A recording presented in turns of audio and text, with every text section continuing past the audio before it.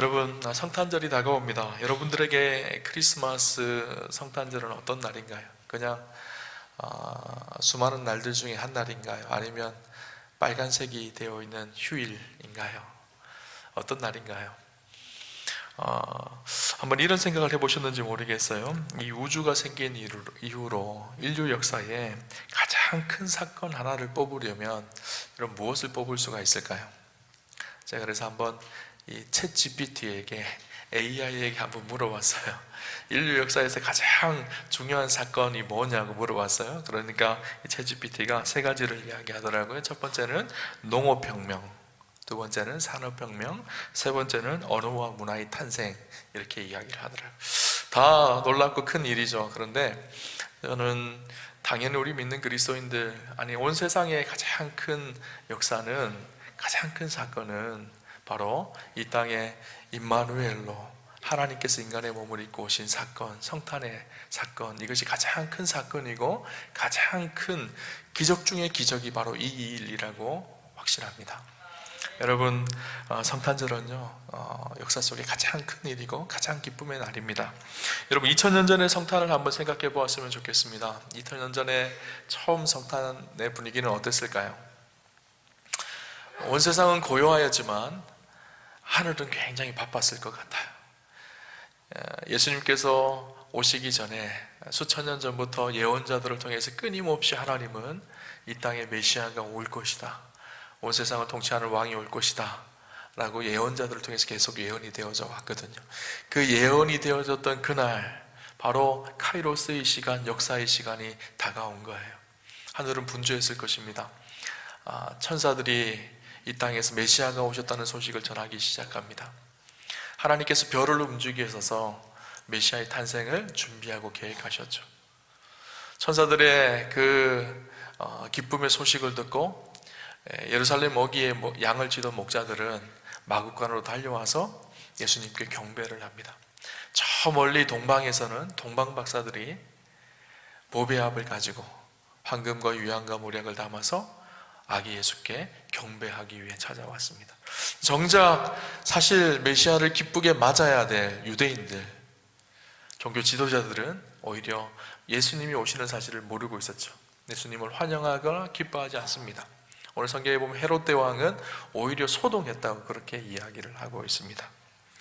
정작 환영해야 될 사람들은 환영하지 않고 이방인이었던 동방 박사들은 동방에서부터 먼 길을 떠나서 예루살렘으로 옵니다.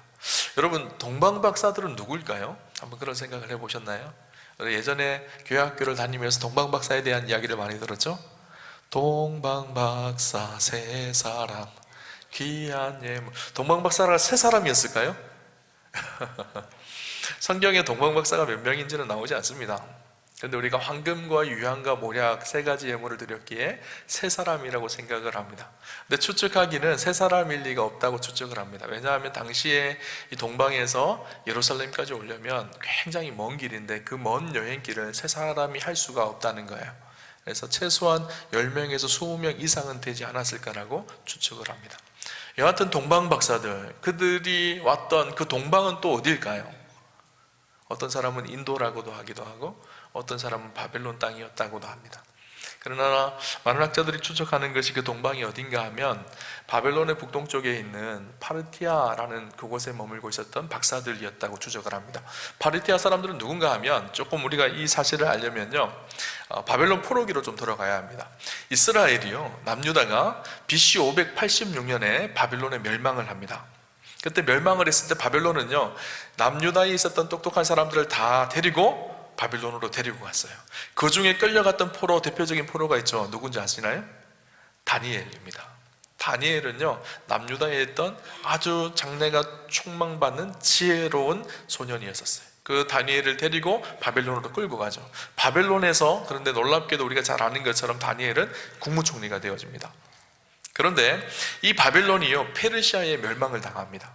성경에 바사왕국이라고 나오죠. 페르시아의 멸망을 당하는데 이 다니엘은 굉장히 지혜로웠던 사람이었죠. 그리고 신앙의 결기가 대단했던 사람입니다. 그래서 바벨론에서도 우리가 잘 아는 것처럼 국무총리가 되어지지만 페르시아 땅에서도 국무총리의 사명을 감당합니다. 대단했던 사람이죠. 그의 영향력이 정말 대단했던 것 같다라는 생각이 듭니다. 심지어는 페르시아의 왕이었던 다리오 왕도 이 다니엘이 하나님을 찬양하는 일들이 일어나죠. 그렇죠? 자연스럽게 다니엘은 페르시아에 살면서 페르시아 사람들에게 야훼 하나님에 대해서 이야기하게 했을 것입니다. 그리고 그가 가지고 있었던 메시아의 비전, 하나님 나라의 비전이 다니엘을 통해서 페르시아 사람들에게 전해졌을 것입니다. 이 파르티아 사람들은 바로 이 페르시아의 후손들이거든요. 당시에 천문학이 굉장히 발달해 있었는데, 오늘 이 동방 박사할 때 이 박사라는 말이 마고이라는 단어인데, 이 마고이라는 단어는요, 천문학자, 별을 연구하는 사람들이라는 의미입니다. 아마 이 다니엘은요, 구약 성경에 나오는 메시아의 별, 메시아가 오실 때 나타나는 징조에 대해서 그들에게 이야기했던 것 같아요. 그래서 이것이 구전으로 계속적으로 전해져서 이 천문학자들, 당시의 페르시아의 천문학자들은 이 메시아의 별에 대해서 연구하고 있었던 것 같아요. 성경에 보면 구약에 어떤 말씀이 있는가 하면 이사야 9장 1절 2절에 보면 이런 말씀이 있습니다. 전에 고통받던 자들에게는 흑암이 없으리로다. 흑암에 행하던 백성이 큰 빛을 보고 사망의 그늘진 땅에 거주하던 자에게 빛이 비치도다. 고통 속에 힘들어하고 있는 그들에게 큰 빛이, 큰 별의 별빛이 보여지게 되어질 것이다. 이것이 메시아의 오실 모습이라는 것을 이야기합니다. 민수기 24장 17절에 보면 내가 그를 보아도 이때의 일이 아니며 내가 그를 바라보아도 가까운 일이 아니로다. 한 별이 야곱에게서 나오며 한 규가 이스라엘에게서 일어나서 한 별이 야곱의 후손을 통해서 나타나게 되어질 것이다 라고 그렇게 말합니다. 결국 베들레헴의 광명한 이 별빛은 메시아의 탄생을 구하는 소망의 별이었던 거예요. 예수님도 당신을 표현하실 때 새벽별이라는 표현을 쓰십니다. 계시록 22장 16절에 보면 난 다윗의 뿌리요 자손이니 곧 광명한 새벽별이라 하시더라. 이 페르시아의 다니엘을 통해서 하나님에 대한 이야기를 듣고 메시아에 대한 소망을 가지고 있었던 그들이 별을 관찰하다가 구약에서 얘기하는 그 별을 보게 되어진 것이죠. 그래서 저 파르티아 먼 동방에서 예루살렘까지 그 별을 보고 따라옵니다. 그 거리가 추측하기에는 약 1500km 정도 된다고 합니다. 지금은 1500km면 비행기를 타고 가면 되고 차를 타고 가면 되지만 그들은 비행기를 타고 가거나 차를 타고 갈 수가 없었죠. 낙타를 타고 가는 거예요. 몇 개월이 걸렸을 것입니다. 오랜 시간이 걸렸을 것입니다. 그곳에는 강도의 위험도 있고 강의 위험도 있고 사막의 위험도 있고 광야의 위험도 있고 들짐승의 위험도 있고 수많은 어려움들이 있었죠. 그럼에도 불구하고 그들은 소망을 가지고 유대인의 왕으로 오실 메시아 그분이 오셨다는 그 기쁜 소식 때문에 별을 보고 예루살렘으로 오게 되어진 것이죠. 예루살렘에 와서 그들이 가장 먼저 간 곳이 어딜까요? 헤롯 왕궁이었습니다. 왜냐하면 왕이 나실 것이기에 당연히 왕궁에서 왕이 날 것으로 생각을 한 거예요. 자기들은 먼 이방에서 이렇게 찾아왔지만 이미 유대인들은 왕이 날 것을 알고 있을 것이라고 생각을 했던 것 같아요. 그래서 이 동방 박사들이 뭐라고 묻는가 하면 유대인의 왕으로 나실 리가 어디 있느냐 그렇게 묻습니다. 유대인으로 나실 왕이 어디 있느냐 사람들이 다 알고 있을 것이라고 생각을 했어요. 그런데 아무도 그 사실을 몰랐죠. 그 이야기를 듣고 헤롯이 어떻게 됐을까요? 헤롯 왕이 소동이 일어난 거예요. 오늘 본문 1절에서 3절까지 볼까요? 1절부터 3절까지 내용이 제가 설명한 내용입니다. 헤롯 왕 때에 예수께서 유대 베들레헴에서 나심에 동방으로부터 박사들이 예루살렘에 이르러 말하되 유대인의 왕으로 나신 이가 어디 계시냐? 우리가 동방에서 그의 별을 보고 그에게 경배하러 왔노라 하니 헤롯 왕과 온 예루살렘이 듣고 소동한지라.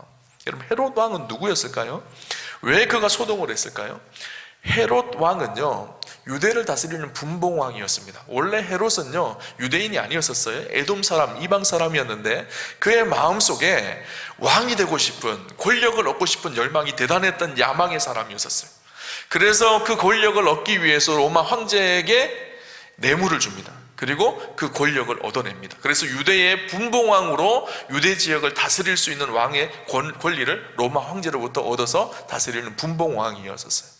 그런데 어떤 얘기를 듣죠? 자기 말고 유대에 또 다른 왕이 태어났다라는 이야기를 들은 거예요. 그러니까 어떨까요? 마음에 분노가 일어났습니다. 화가 일어났던 거예요. 그죠? 그래서 그 일이 큰 충격이었고 소동이 일어난 거예요. 4절부터 8절까지 내용을 한번 볼까요? 이렇게 기록합니다. 왕이 모든 대제사장과 백성의 서기관들을 모아 그리스도가 어디서 나겠느냐 물으니 이르되 유대 베들레헴이오니 이는 선지자로 이렇게 기록된 바 또 유대 땅 베들레헴아 너는 유대 고을 중에서 가장 작지 아니하도다. 내게서 한 다스리는 자가 나와서 내 백성 이스라엘의 목자가 되리라 하였음이니이다. 이에 헤롯이 가만히 박사들을 불러 별이 나타난 때를 자세히 묻고 베들레헴으로 보내며 이르되 가서 아기에 대하여 자세히 알아보고 찾거든 내게 구하여 나도 가서 그에게 경배하게 하라. 헤롯은요 동방박사들에게 그렇게 말합니다. 나도 가서 경배할 테니까 그 아기가 난 곳이 어딘지를 가르쳐 달라는 거예요.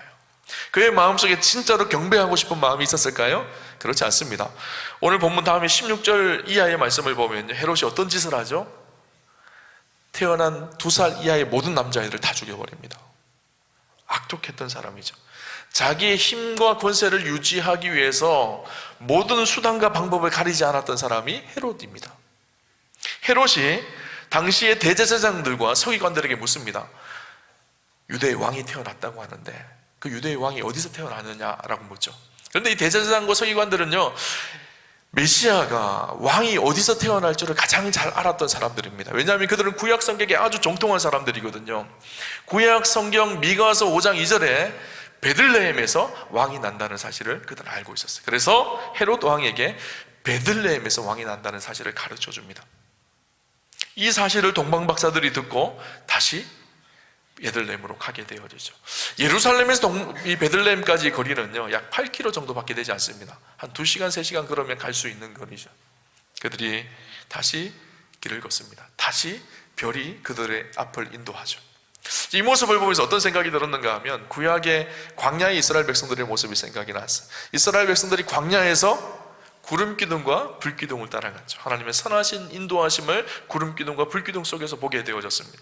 이들은 하나님의 인도하심을 별을 따라서 가게 되어진 거예요. 저 멀리 1500km나 떨어져 있는 그곳에서 메시아의 별이 떴다는 그 사실 하나만 붙들고 예루살렘까지 먼 길을 죽을 고비고비를 넘기며 여행해서 왔던 동방박사의 모습, 이들과 비교되는 것이 당시 종교 지도자들과 헤롯의 모습입니다.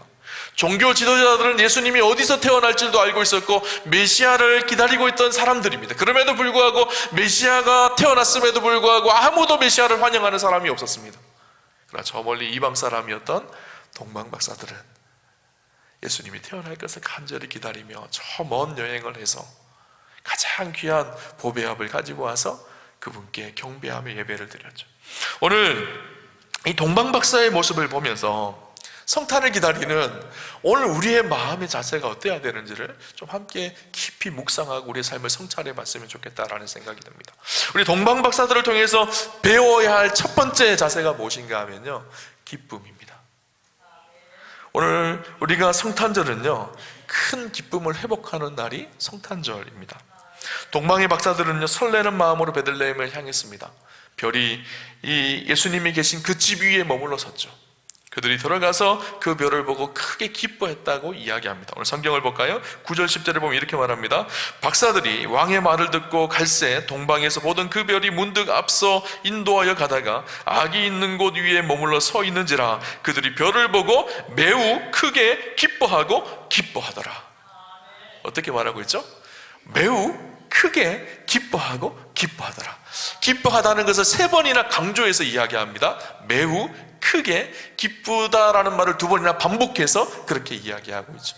그들 안에 정말 큰 기쁨이 나왔던 거예요. 왜 기뻤을까요? 3가지 이유가 있다는 생각이 들어요. 첫 번째는 그들이 긴 여행의 목적지에 도착했기 때문에.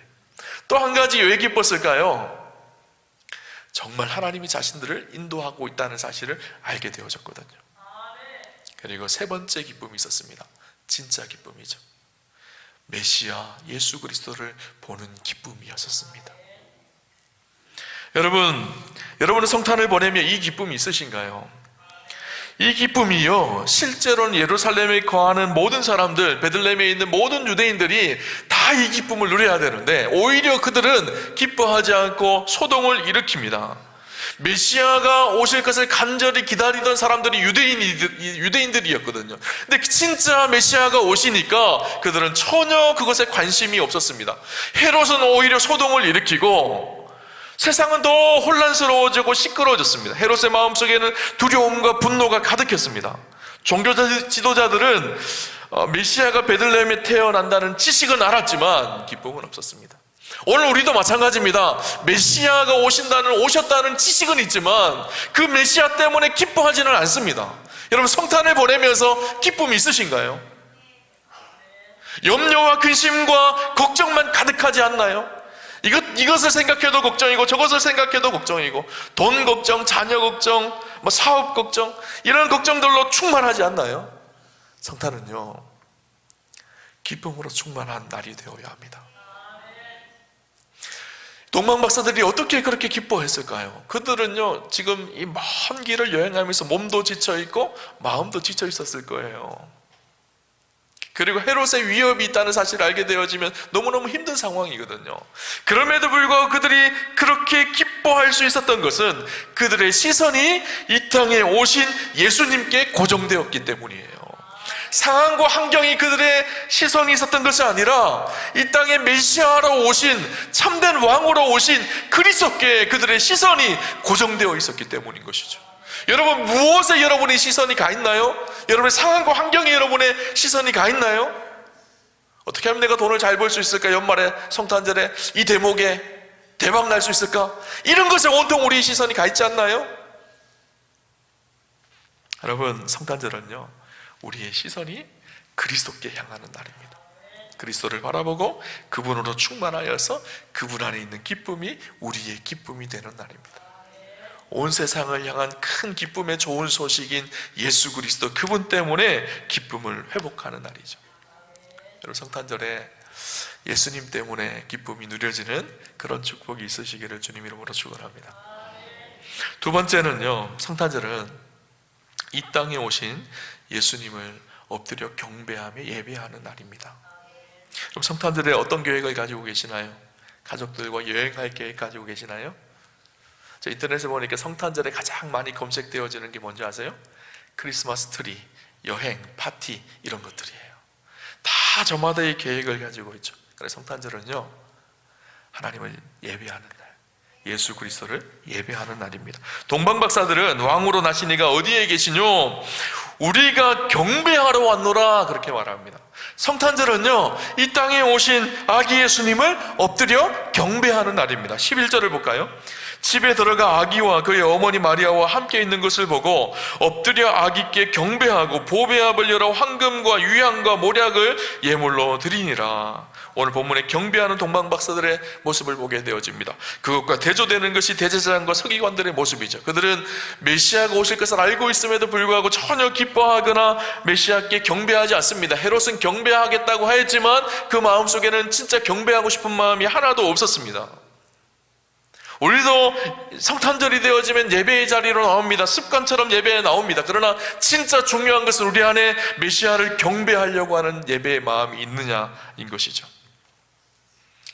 예수님은 경배받기에 합당하신 분이십니다. 크리스마스라는 말 자체가요, 예배하는 날이에요. 그리스도께 예배를 드리는 날. 크리스마스라는 말이요, 크라이스트라는 말과 메스라는 말의 합성어이거든요. 크라이스트는 그리스도라는 말이고요, 메스는 미사, 예배를 의미합니다. 그리스도를 예배하는 날. 그렇죠? 동방 박사들이 마리아의 품에 안긴 예수님을 보고 그 자리에 무릎을 꿇고 경배합니다. 이 경배라는 단어가요, 헬라어로는 프로스피데스라는 단어인데, 이 말은 무슨 말인가 하면 신적 경배의 단어입니다. 하나님께만 쓰여진 단어예요. 여러분, 세상에 그 어떤 것도 다른 것도 경배할 수 없습니다. 마리아가 있어도 마리아를 경배할 수 없습니다. 요셉을 경배할 수도 없고요, 천사도 우리가 경배하지 않습니다. 모든 피조물들을 경배하지 않습니다. 오직 경배의 대상은 하나님이시죠. 사도행전 10장에 보면요, 어떤 일이 있는가 하면 고넬료가 베드로를 초청해요. 베드로가 고넬료의 집에 들어갔을 때 고넬료가 베드로 앞에 엎드려 베드로를 경배하려고 합니다. 그러자 베드로가 뭐라고 고백할까? 나는 사람입니다. 나는 경배의 대상이 아닙니다 라고 이야기하거든요. 요한계시록 22장에 보면 사도 요한이 천사들을 통해서 비밀의 말씀을 듣습니다. 그리고 그 천사 앞에 엎드려 경배하려고 하죠. 그때 천사가 뭐라 그러는 걸, 나는 하나님이 아니라 난 피조물이라는 거예요. 우리의 경배의 대상은 하나님이십니다 라고 고백하죠. 이 경배라는 단어는요, 하나님께만 쓰여지는 거예요. 동방 박사들이 이곳에 왔을 때, 예루살렘에 왔을 때 아무에게도 경배하지 않았습니다. 심지어 헤롯 왕에게도 경배하지 않았습니다. 왜일까요? 경배의 대상은 하나님이신 메시아 예수 그리스도, 그분만이 경배의 대상이거든요. 여러분, 성탄절은 참된 하나님이시고 참된 왕이신 예수 그리스도, 그분께 우리의 무릎을 꿇고 경배하며 예배하는 날입니다. 그들은 단순히 그렇게 경배하지 않았습니다. 어떻게 경배했죠? 보배합을 열었습니다. 그 보배합에는 무엇이 들었죠? 황금과 유향과 몰약이 들었습니다. 황금은 무엇을 상징하는가 하면 왕을 상징하는 것이 황금입니다. 유향은 무엇을 상징할까요? 그리스도가, 예수님이 하나님 되심을 상징하는 것이 유향입니다. 몰약은 무엇일까요? 우리의 희생제물로 드려질 구세주를 상징하는 것이 몰약입니다. 동방박사들이 황금과 유향과 몰약을 언제 준비했을까요? 와서 보니까 뭐가 있나 막 찾아보니까 황금이 있네, 황금 이렇게 드리고, 유향이 있네 이렇게 드렸을까요? 아니죠. 이미 출발하기 전부터 그곳에서 황금과 유향과 몰약을 준비했던 거예요. 여러분, 성탄절에 주님 앞에 나와 예배 드릴 때 어떤 마음으로 나와서 예배 드리시나요? 무엇을 준비하고 계시나요? 성탄절에 와보니까 오늘 성탄절이네? 주머니에 보니까 돈이 있네, 이걸 이렇게 헌금해야지, 이렇게 하시나요? 아니요, 미리 준비하셔야 돼요. 깨끗한 옷을 입고, 또 성경책을 들고, 또 성탄절 헌금을 잘 준비하여서 준비된 마음으로 예배 드리는 것, 이것이 진짜 경배입니다. 참 중요한 것이 있어요. 그런데 이 모든 것도 다 중요하지만 가장 중요한 것이 있습니다. 가장 중요한 것이 무엇일까요? 우리의 마음을 준비하는 거예요. 중심을 보시는 하나님 앞에 우리의 심령을 준비하는 것이죠. 여러분, 우리가 잘 아는 이야기가 있어요. 오래전에 가이드 포스트지에 실렸던 이야기인데, 여러분, 우리나라에서도 많이 알려진 이야기입니다. 여러분, 성탄절 연극 중에 빈방 있나요? 라는 연극 아시나요? 거기에 보면 어떤 내용인가 하면 윌리라는 소년 이야기가 나옵니다.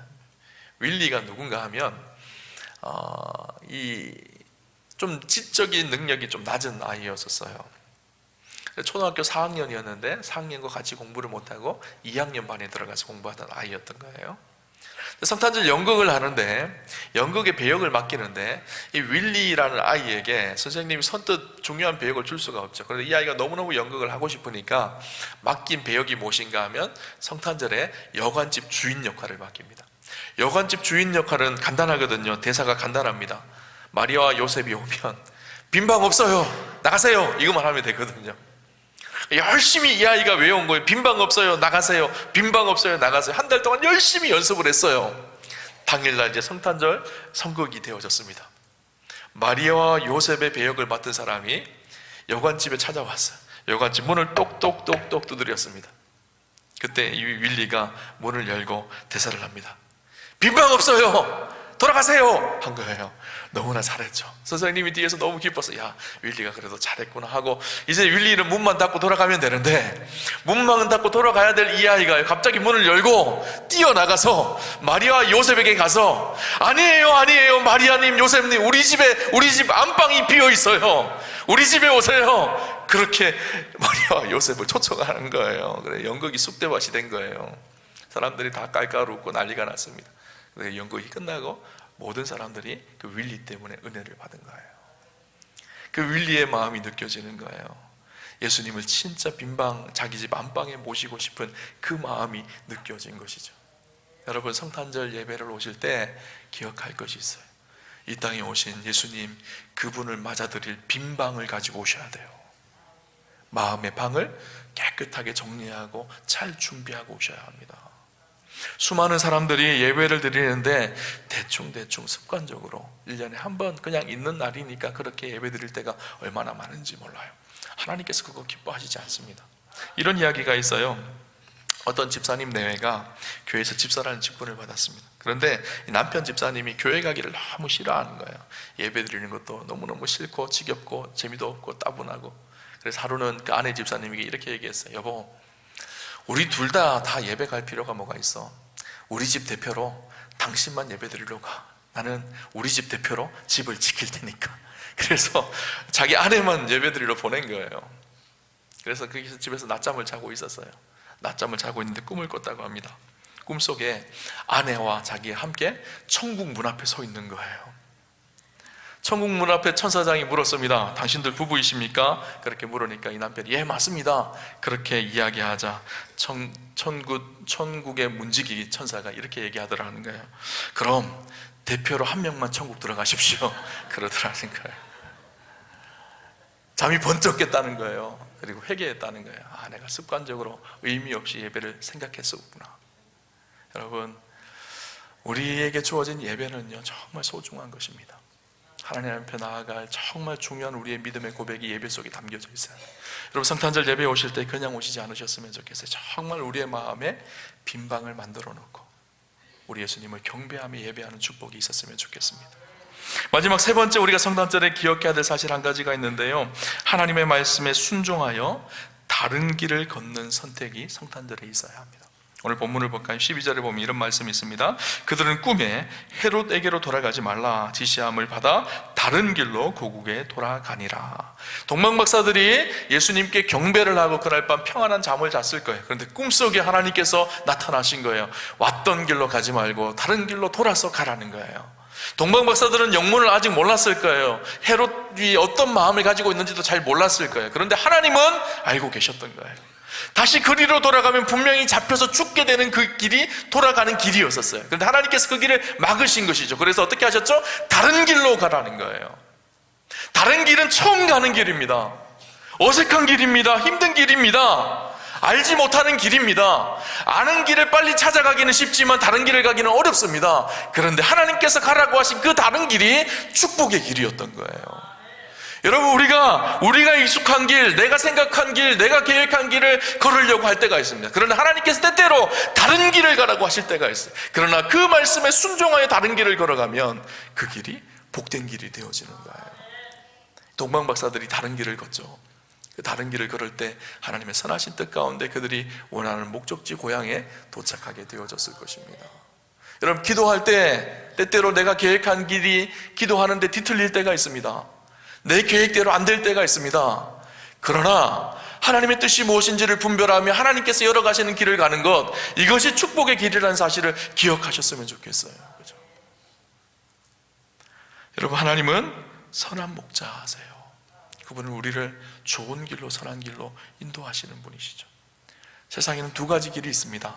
한 길은 헤롯의 길이 있고요, 다른 한 길은 예수님의 길이 있습니다.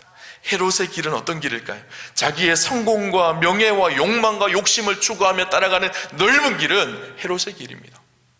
예수님의 길은 어떤 길일까요? 좁은 길입니다. 협착한 길입니다. 고난이 있고 어려움이 있을 수 있습니다. 그러나 섬기고 낮아지는 길이기도 합니다. 그러나 그 길이 힘들고 어렵지만 그 길은 생명의 길입니다. 여러분, 넓은 길을 선택해 가는 것이 아니라 예수님을 만난 인생들은 좁은 길로 가는 인생이에요. 그래서 세상과 다른 길을 걷는 사람들이 그리스도인이죠. 저 여러분의 삶에 성탄절을 보내며 이 믿음의 결단이 있으시기를 바랍니다. 하나님이 인도하시는 다른 길을 걷는 축복이 함께 하셨으면 좋겠습니다. 말씀을 정리하겠습니다. 오늘 동방박사의 모습이요, 우리 안에도 있었으면 좋겠어요.